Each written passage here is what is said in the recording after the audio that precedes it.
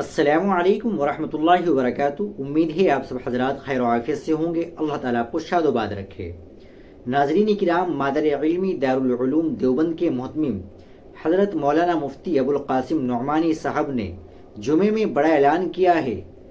مسجد قدیم میں نماز جمعہ سے قبل حضرت محتمم صاحب دامت برکاتہم العالیہ نے تصویر کشی کی حرمت پر ایک مختصر اور جامع خطاب کرتے ہوئے فرمایا کہ دارالعلوم میں عمارتوں کی تصویر لینے پر بھی پابندی ہے، مگر دیکھنے کو یہ ملتا ہے کہ لوگ دارالعلوم میں گھومنے آتے ہیں اور اپنی تصویریں لیتے ہیں۔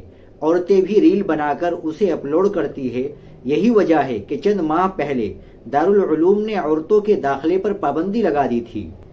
حضرت نے فرمایا کہ اگر اب بھی لوگ اپنے اس عمل سے باز نہیں آئے تو دارالعلوم دوبارہ عورتوں کے داخلے پر پابندی لگا دے گا۔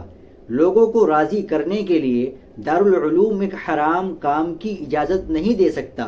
نیز حضرت نے فرمایا کہ میری اس آواز کو جہاں تک ہو سکے پہنچا دیا جائے، اس لیے آپ بھی اسے زیادہ سے زیادہ شیئر کریں تاکہ تمام مسلمانوں تک یہ ویڈیو پہنچ جائے، اور چینل کو بھی سبسکرائب کر لیں۔ ملتے ہیں انشاءاللہ اگلی ویڈیو کے ساتھ۔ السلام علیکم ورحمۃ اللہ وبرکاتہ۔